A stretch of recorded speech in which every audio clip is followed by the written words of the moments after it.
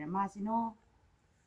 แล้วก็มายืมเงินกับเอื้อยหักเอื้อยแพงคนที่เคยเฮ็ดเวียกนำกันน่ะหลานเนี่ยก็มาหานางตุ๊กอยู่บ้านอืมในตอนนั้นเนาะโดยในตอนนั้นเว้าง่ายๆว่าในตอนนั้นนี่กับเขานางตุ๊กนี่ชุมเจ้านี่ยังนั่นอยู่แม่นแล้วก็มาจากห้องหมอนั่นมายืมเงินแล้วก็ยืมเงินจากเอื้อยคนที่เฮ็ดเวียกนำกันของเอื้อยหมดเนาะก็มาเฮือนนางตุ๊กนี่จากที่ไปเยี่ยม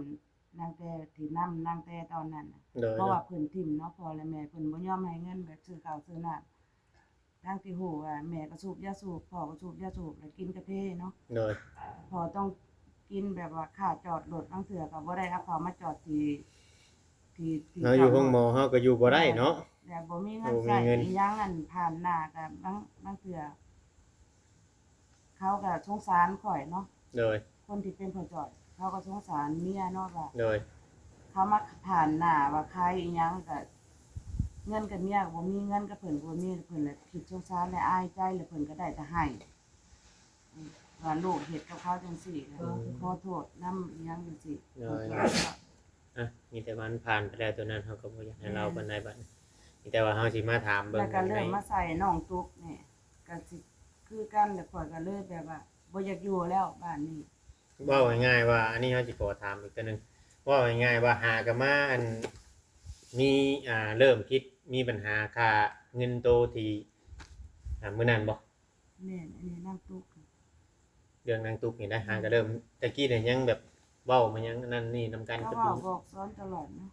เขาก็เว้าดีนำอยู่มันมีเกิดเรื่องอันนี้นะถ้าเขาเฮ็ดเองแล้วข่อยบ่ฮู้เรื่องนะเขาสร้างปัญหาขึ้นมาเองแล้วข่อยบ่อยากอยู่อ๋อเลยเจ้าเลยอยู่บ่ได้เนาะแม่นอืมเพราะว่ามันผ่านมาทุกคนแล้วลูกของเราเฮ็ดกับข่อยโดยแบบบ่มีคำว่าขอโทษบ่มีคำว่าครับว่าเจ้าของนี่เป็นคนผิดแบบว่าลืมลงไปเลยว่าการกระทำเฮ็ดกับข่อยแนวใดโดยเฮ็ดให้พ่อให้แม่ผิดหวังเสียใจอิหยังนี่ทางที่เฮานี่บ่ได้ตั้งใจที่แบบว่า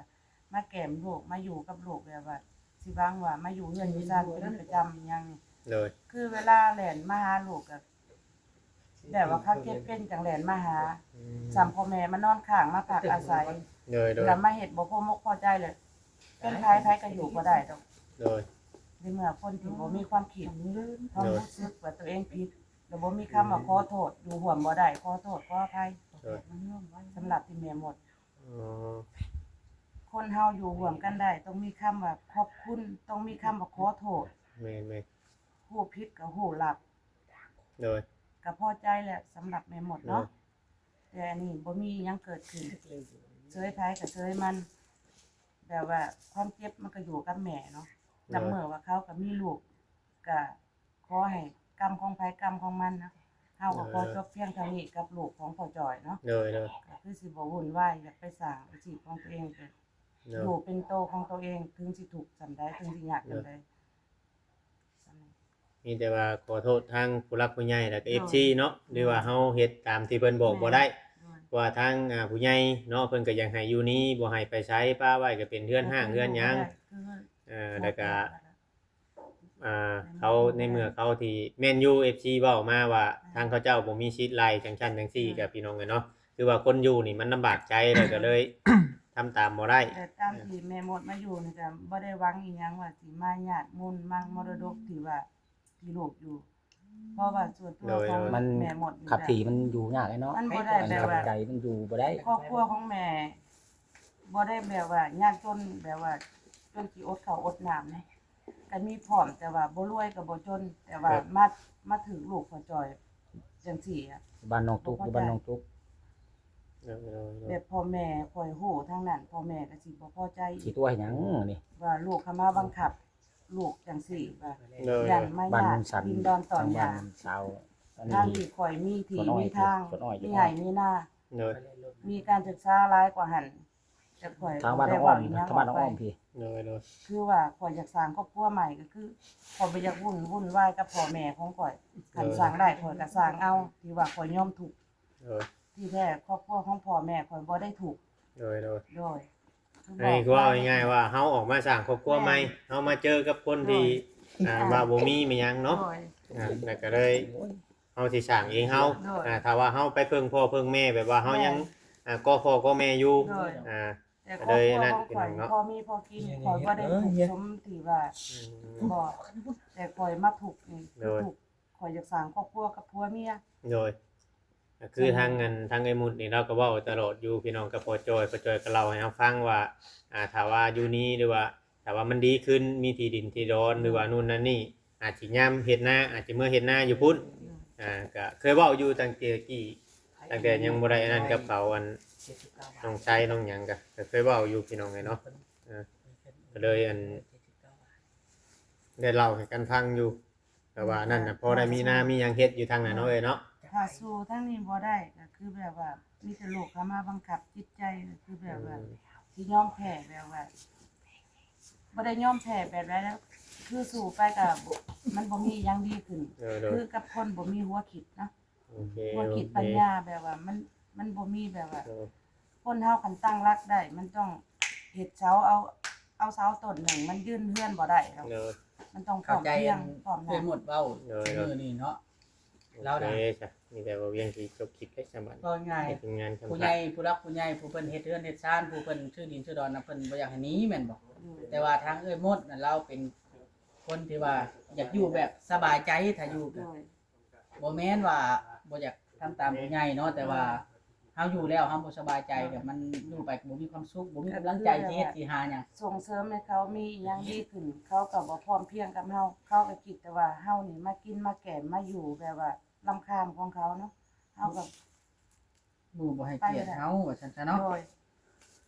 ก็สิไปสร้างความฝันอยู่บ้านเฮาเองดีกว่าอหยังสิมีตูบหน่อยล้างหนึ่งแบบอยู่แล้วสบายใจกับพ่อกับแม่ก็คือดีกว่าสิมาถึงความหวังแต่ว่ากับคนที่บ่มีหัวคิดซะปะ แม่นเพิ่นตั้งรักปักฐานมาอยู่ตัวเฮาเองเนาะ เลย มันคงดีกว่า เพิ่นบ่ให้เกียรติเฮา คำขอโทษว่าบ่มี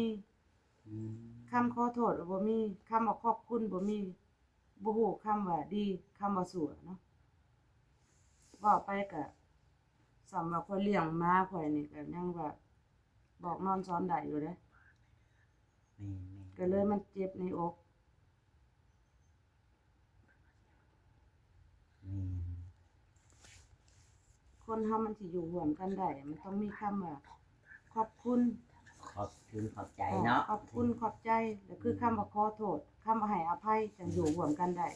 บ่มีคำนั้นออกมานี่มันก็อยู่ยากคันว่าเจ้าของผิดก็ว่าแต่เจ้าของถูกแล้วคนที่ทำถูกนี่ เป็นคนผิด แม่นปรับตัวกับเขากันก็อยู่ยากก็ต่างคนต่างทำมาหากินซะเนาะ โดย ลูกก็อยู่แต่ลูกแม่ก็หากินตามทางของพ่อและแม่เนาะ ตามกระทำมันเนาะ โดย เฮากับเขาครัวเฮาเขากับครอบครัวเขาเนาะต่างคนต่างอยู่ต่างคนต่างไปพอไปเสร็จ แม่นต่างคนต่างหา โดย คันอยู่ไปก็มันสิบ่ถูกบ่ต้องกันเว้ากันหลายไปกูนี่เนาะเว้าก็คือตัดปัญหา แต่ต้นบ่แม่นว่ายอมลูกยอมเต้าดอกเนาะเพราะว่าเฮาอยู่ไปก็ลูกเว้าแบบเสียดสีดูหมิ่นเฮาก็อยู่บ่ได้ เรากับเป็นแม่แล้ว แม่น เป็นหยังเราก็ดูแลทุกอย่างเนาะแบบว่าเจ็บใครได้ป่วยแล้วก็ไปหาไปเบิ่งไปดูแลนะแต่ว่ายังบ่ได้ดี แม่น ตามสุด อืมสุดแล้วสุดนั้นเจ้าคิดว่า ปล่อยว่างเนาะ แม่น ปล่อยว่างให้เขามีรักของเขาเอง โดย ว่าเขาสิยืนได้จุดใด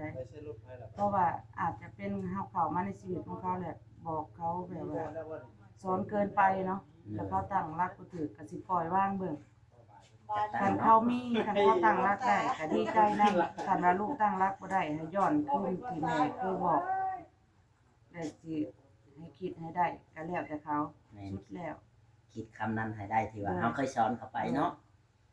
ถ้าว่าเขาคิดได้ว่าอย่างเงี้ยเขาคิดว่าได้ก็แล้วแต่เขาอ่ะ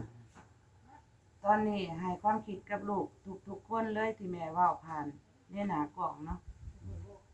บ่ได้บอกแต่คนเดียวให้บอกทุกๆคนผ่าน อันนี้ ไป เป็นความรู้สึกของแม่ที่ผ่านมาเนาะ อยากให้ลูกคิดคำว่าขอบคุณ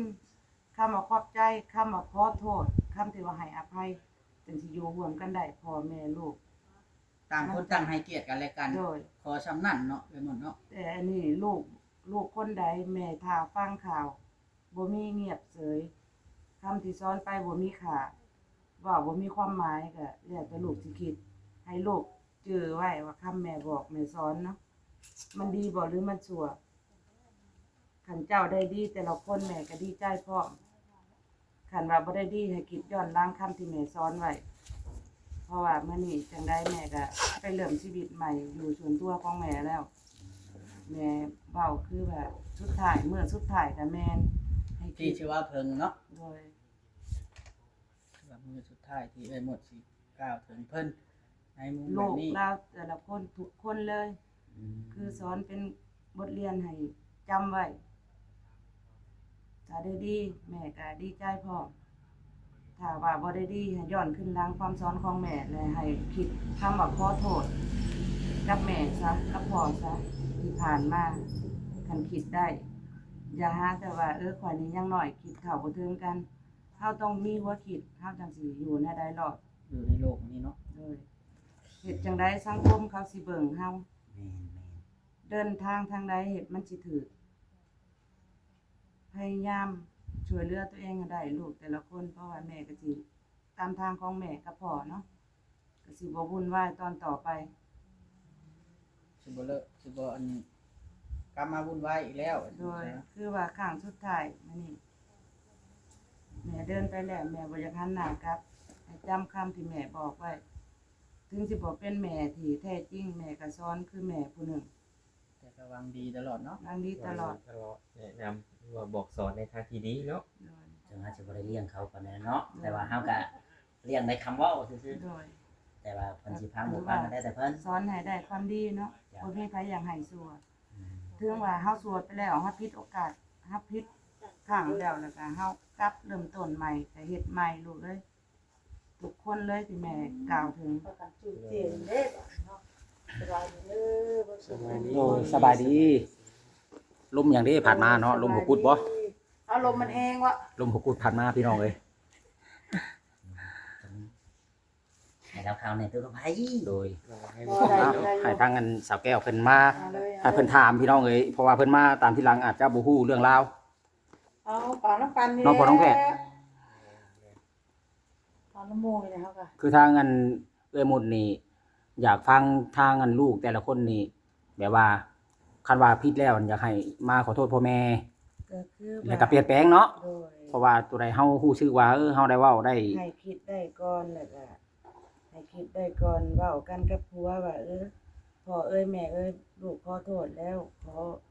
ให้อภัยลูกได้บ่ลูกผิดพลาดไปแล้วลูกยังคิด ตอนที่ลูกเว้านะลูกบ่ได้คิด โด ตอน ย นี้ลูกคิดได้แล้วก็ขอโทษนํแนวนั้นแนวนี้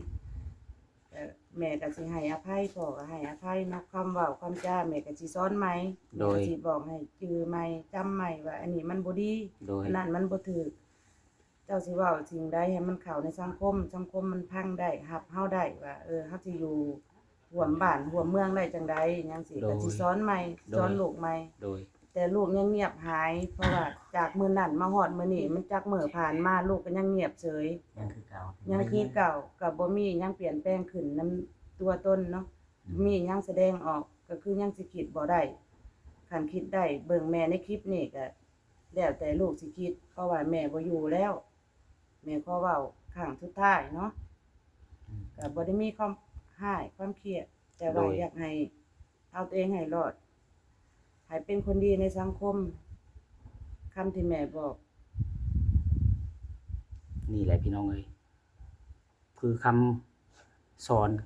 ของผู้เป็นแม่ คือว่าลูกหรือว่าแต่ละคนก็มีอันถือแล้วก็มีผิดกันทุกคนนั่นแหละ แต่ว่าเฮาผิดแล้วเฮาก็ต้องฮู้แบบคำขอโทษแล้วก็ยอมผิดแล้วก็ยอมเปลี่ยนแปลง แม่นต้องการสำนั้นให้ลูกเป็นคนดีขึ้น แต่ละคนที่เคยเฮ็ดผิดพลาดกับพ่อและแม่ ถือว่าบ่ได้เป็นนั่นลูกแท้ๆนี่ก็คือทางอันเอ้ยหมุนนี่ก็อยากให้ลูกนี่เป็นคนดีอยู่แล้วเนาะ โดย แบบเฮาสิอยู่ได้ยืนได้ในสังคม ก็ต้อง คือลูกแต่ละคนตามที่แม่เบิ่งมาก็ให้ลูกพังไว้ในคลิปนี้เด้อลูก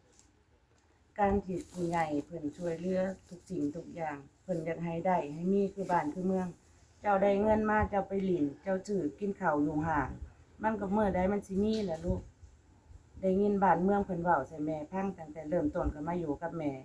กับพ่อกับแม่มาอยู่นํกันมีแต่บ้านเมืองเพิ่นผู้ใดก็เว้าใส่น้ำแม่ว่าช่วยเหลือมาตั้งแต่เขายังน้อย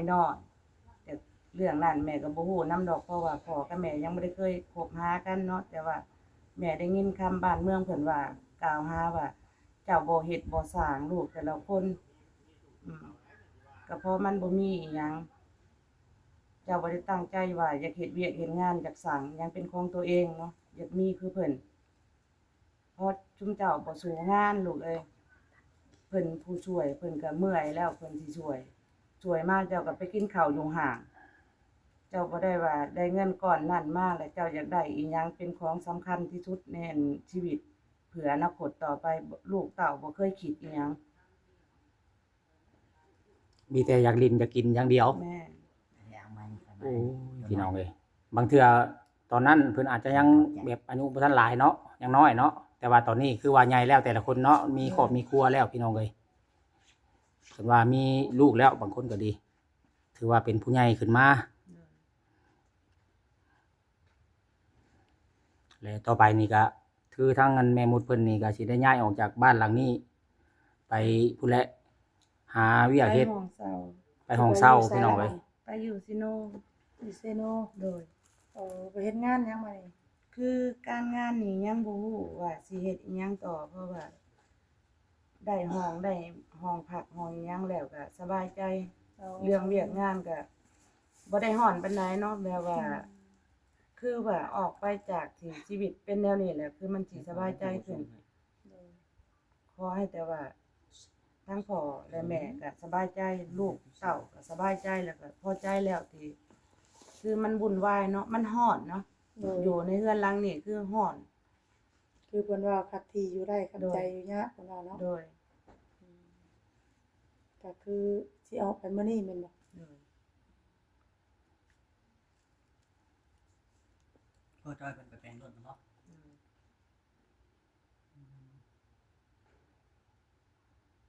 ถือว่ามื้อนี้ก็เว้าเป็นเทื่อทุกชายเกี่ยวกับลูกนะเนาะ โดย คือว่า จะเว้าในก่อนละเด้เนาะในความน้อยใจของเจ้าหั่น โด นะ ยก็คือมีแต่บอกสอนลูกต่อไปก็คือบ่ได้มีอิหยังดราม่ากับลูกแบบว่าสิ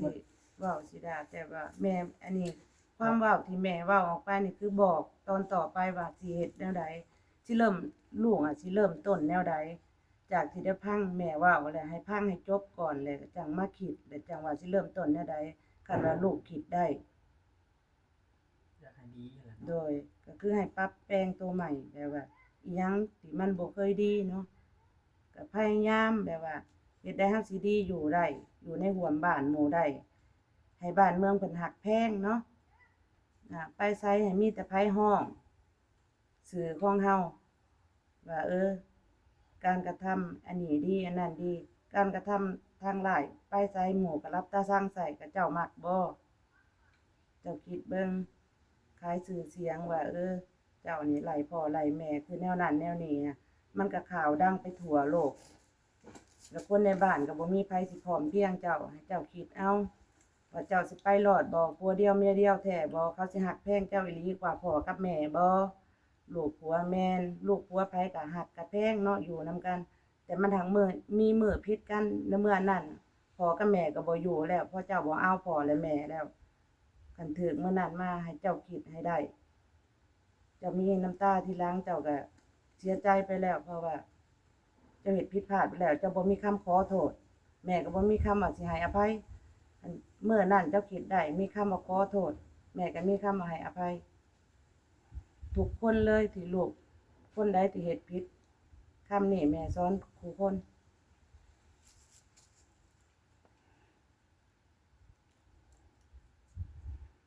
เมียบ่รู้คนบ้าน ความเศร้าใจแล้ว แม่ เราด้วยความแบบน้อยใจลูกที่ผ่านมาเรื่องที่ผ่านมาเราบ่เคยเว้าได้แต่เก่าเฮาเข้ามาเราบ่เคยเว้าเลยเนาะเรื่องมัน แม่น ว่าเราน้อยใจอันนี้ไอ้กำไผตัวสิให้ แม่นซึ่งเลยข่อย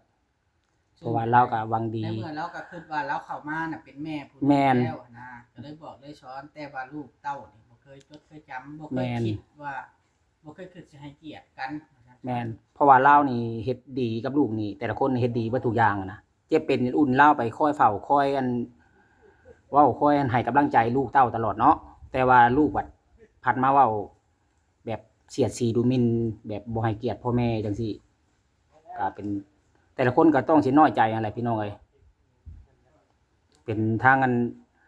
บ่าวกับไผนี่ก็สิน้อยใจคือกันพี่น้องเนาะโดยที่ว่าเฮานี่ฮักลูกถือว่าบ่เป็นลูกแท้ๆก็เฮาฮักแพงเขาอะนะเจ็บเป็นเอ็ดอุ่นเฮาก็คอยไปเบิ่งแล้วก็ใส่ใจเขาทุกอย่างอะนะ น้อยใจ แม่น ใส่ใจเขาทุกอย่างแหละเขาคือมาเว้ามาว่าให้เฮาแนวนี้อ่ะนะแต่ละคนก็ต้องน้อยใจเป็นธรรมดาพี่น้องเอ้ย เกลียดเรานะ เราเว้าให้รับเนาะ เว้าแล้วก็รู้สึกว่าตัวเองผิดแล้วก็ทางเอ้ยหมดก็อยากให้ลูกมาขอโทษแหน่ว่าซั่นแต่นี่ก็เงียบไปบางเทื่อเพิ่นยังบ่ทันได้คิดได้เนาะ คันรู้สึกก็ต้องบ่รู้สึกหรอก แม่น